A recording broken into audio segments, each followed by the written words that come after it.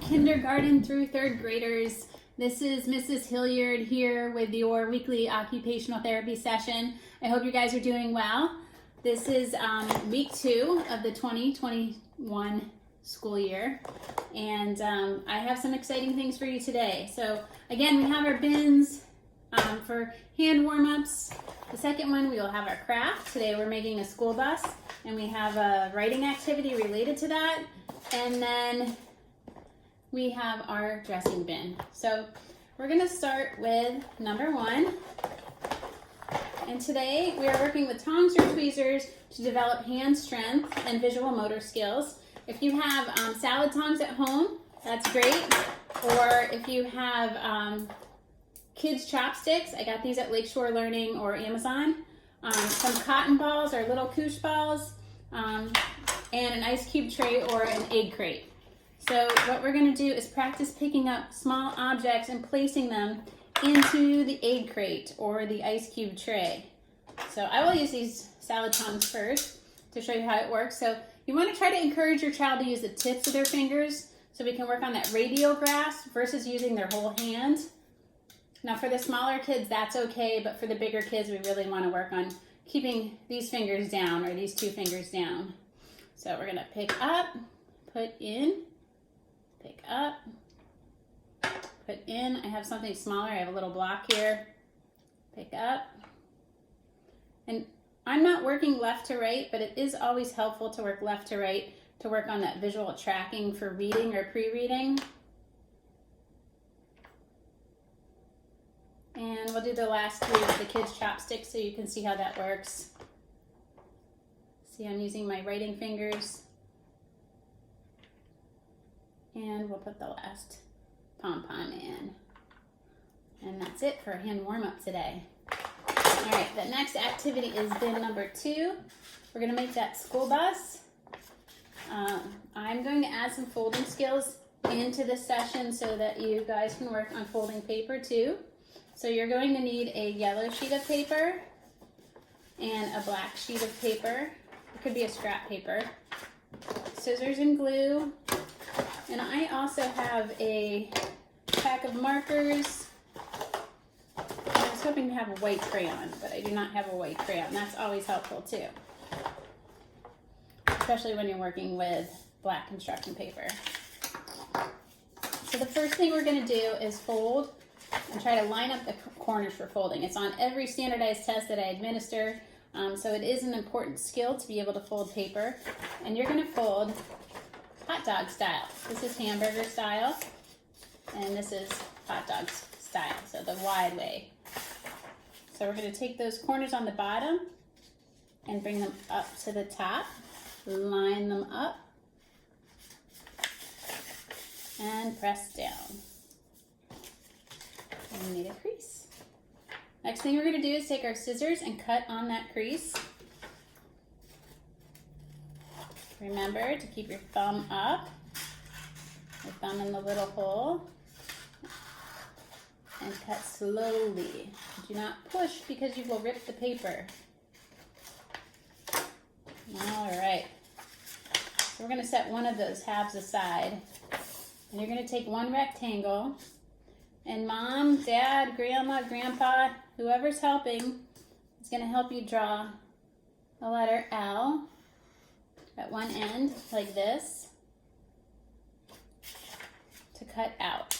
We're going to cut on that line to make our bus. Just turning the paper. All right. Now you're going to take your black paper and you're just going to take your scissors and cut a long, skinny strip of black paper. And then you're going to cut it into small squares. So squares.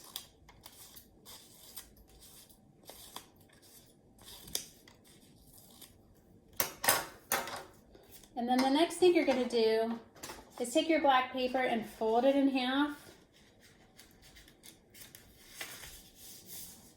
And take a marker or a white crayon, preferably, and draw a circle. And we're going to cut that circle out while the paper is folded so that we can have 2 wheels for our bus.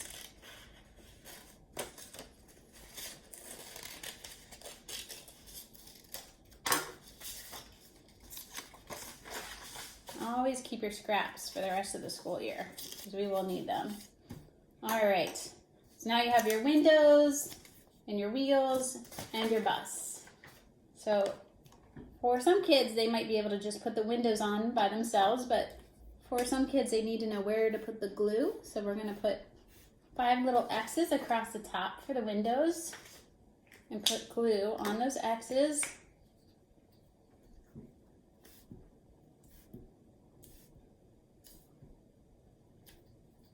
And then take your windows and put them on.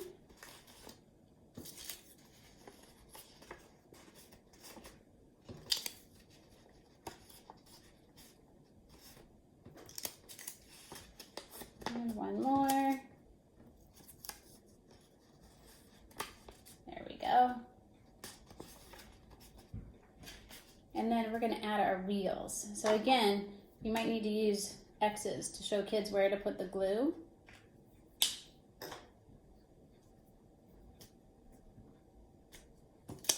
And you're going to take your wheels and put your wheels on. Oops. There we go. Now we have a bus. Now my end on the front looks a little bit long, so I'm going to snip a little bit of that off. And I made a bus. I'm also going to add a light, and this is great because kids can practice drawing an oval in the front, and then they can practice their lines across. So sometimes when you see school buses, they have that line across. So line across, left to right, line across. And the nice thing about this is kids can practice writing their name, so they can write their name in between those 2 lines.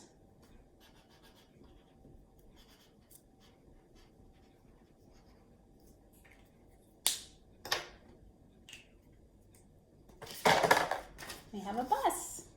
Good job, guys. All right, so we're gonna clean up all that stuff. And the next thing we have is a writing activity to go with our bus. And today I just wanted to show you, I printed out some 1-inch graph paper. This is very helpful for kids for letter spacing, to have either 1/2 inch or 1-inch graph paper when writing.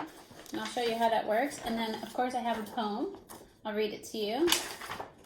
It's called Riding the Bus. Riding the bus. We are on the way to school, riding the bus. We are on the way to school, riding the bus. We are listening to the driver, and we are sitting down. We are on the way to school, riding the bus. So I'm going to show you how I wrote that on the graph paper. I wrote the first sentence. And you can see each box gets a letter, and then between words we leave a space. So we just did the first sentence. I'm going to hold this poem up for you, and you can write it the whole thing or just the first sentence. You can always pause this video if you need more time.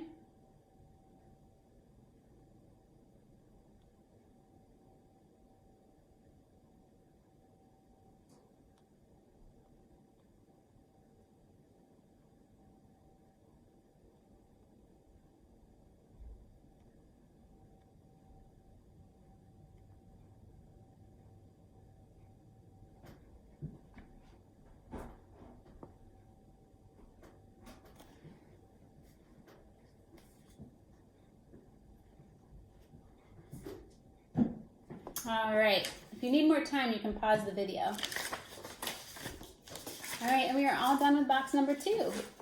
So box number 3 is always our dressing bin.